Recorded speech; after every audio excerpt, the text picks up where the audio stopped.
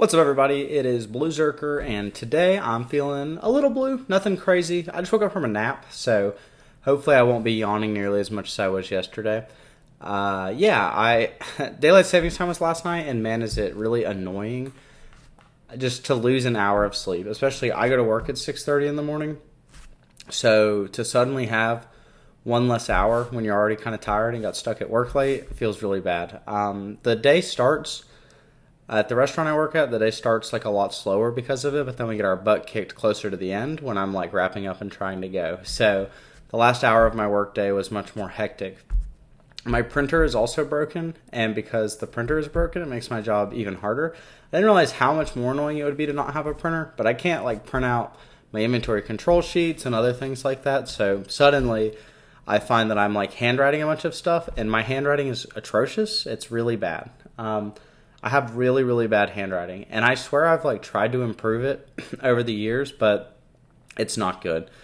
And so when I'm reading it myself, I get confused sometimes. A lot of the times I know like the context for handwriting, especially like handwritten notes, but when I just have like a long list of different items that I'm supposed to be getting different quantities of, and I'm doing it in my chicken scratch, it makes it way harder. So that took a little bit longer, all while being busier than normal. And just all kinds of little complications and stuff that were going on. So the day was weird. And ended up being an okay-ish day. We were really busy and kind of short-staffed, which created some of that hectic busyness. But it ended up working out all right. I got out of there at a decent-ish time, and I went to Longhorn. That's kind of my bad Sunday place. I go there with my partner sometimes for dinner, but I just kind of enjoy going alone and kind of de-stressing from the day. So I went there. I tried something different. Normally I get like the marbled, just whatever one of the more expensive steaks are. And today I got like a ribeye with some shrimp. I really like shrimp, but it's not worth the price at a lot of places. And I kind of think I just much prefer it fried. I went to dinner one time, and they were like, and I ordered shrimp, and they were like, the head's on, is that okay? I was like, yeah, that's fine, whatever, right? I didn't expect the head to be on. I know that sounds crazy, but it's one of those things where, especially when you're listening to like a retail or a person and you've already got in your head like an image of something, they're like, I'm like, hey, I want to order the shrimp. And they're like, the head's on. Is that okay? And I'm like, yep, the head's on. That's fine. And then when I get there and I'm staring at this like heads on shrimp, it was at a Korean barbecue place where you like cook everything yourself. I couldn't look at the shrimp. As a shrimp fan, eating them with like the heads on, I was like, can you please cook this and like cut the heads off for me? Because we had to cook it on the little grill. Those places, it was good, but I want to say it was a buffet style place. It's called Iron Age, but they bring food out like only certain at a time. Like you can order 2 things at a time, and then they bring it out, and so it makes it like a really long experience to like try a bunch of different stuff. And then there's the classic like, I want to save and try some of everything, and I'm not someone who likes to like have much food waste. So they're like, bringing this food, you want like a quarter of what they bring. I had squid for the first time when I was there. It was okay. I'm not a fan of the texture. It's like very gummy.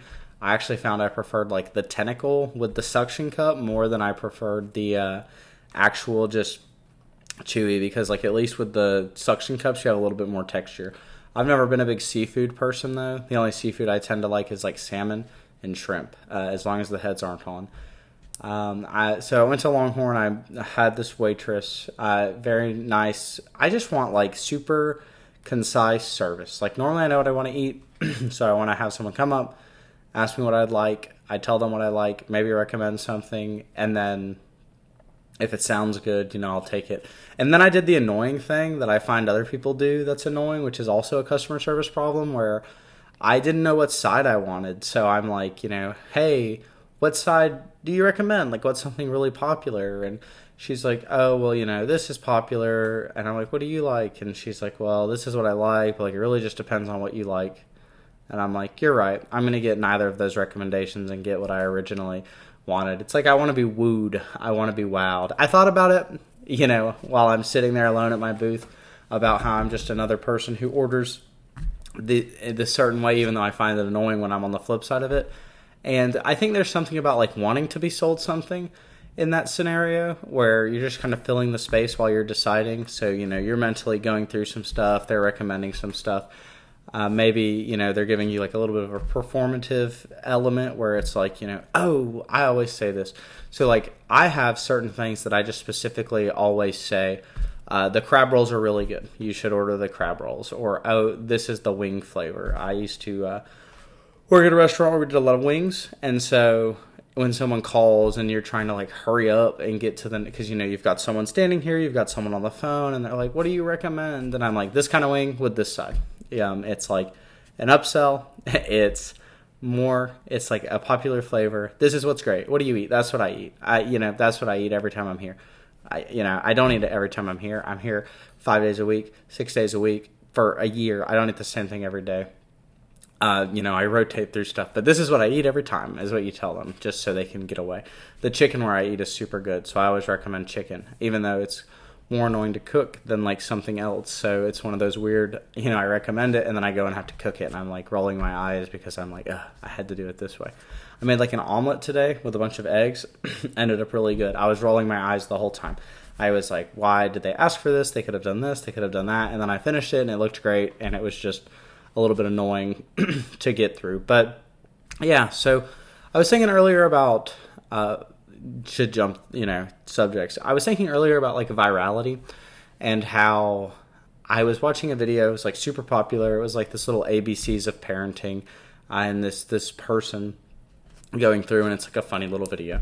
It's got like 1.5 million, views, and I did not feel I thought the video was funny, but I did not feel compelled to like go watch any of the other content that this person created, and so there's this like, oh, this is like really, really funny. It's relatable. I don't care beyond this video. And it strikes me as how like talented people are who can like make stuff and make you want to watch the next thing. When like they have a new video and you're excited to go see it. I know a lot of it kind of depends on like how much kind of like appeal do you have to like mass audiences.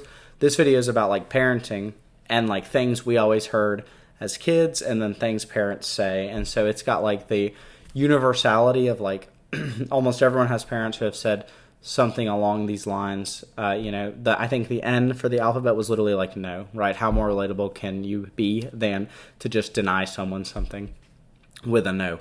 But it makes it funny because it just, everyone has a parent, right? So that's why so many people can watch this thing. Other than that, I wasn't particularly compelled to continue with whatever content this person was producing. But so I have certain creators that I watch who I know exactly what I'm going to get every single time. And if I'm like in the mood for it, that's great. I hop right on and I click it. And if I'm not, then I skip it. And I kind of will eventually get to it later.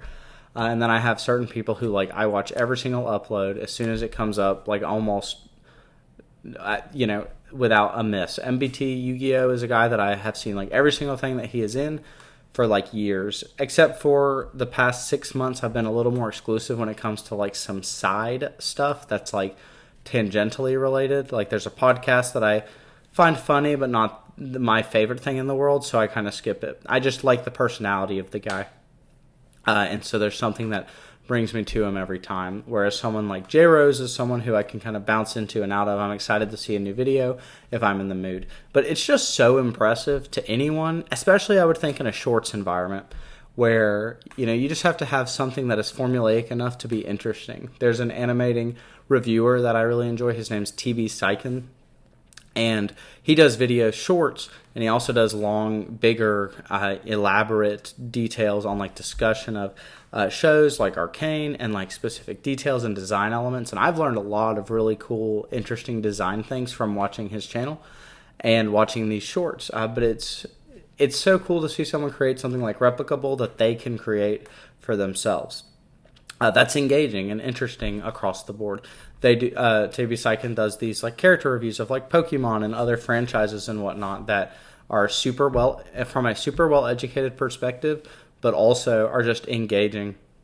I feel like the cadence and stuff I could give it to anyone because it's like physical design elements, and they could even enjoy it. My mom could enjoy him breaking down an analysis of a Pokemon because it's based off of what you're physically seeing in front of you, and there's enough of your mind going.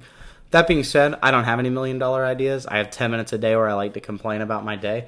But yeah, just wanted to kind of, I guess, shout out those people for being so engaging. Curtis Connor's another one who is consistently funny every time. And though I don't laugh at like every single joke he makes, I was really happy to discover him on my little vacation that I took 3 weeks ago, or about 2 months ago, because I just find the content so engaging. And when there's a new video that's like up to date, I'm excited to watch it. But anyway, thank you for watching. Like, comment, subscribe. If you're feeling blue, we'll kind of work through it, figure it out. We'll see what kind of comes next. Some of those things are meant to be felt. And I did a better job of not yawning this time. So sorry about last night's video. But have a good day. Thank you for watching.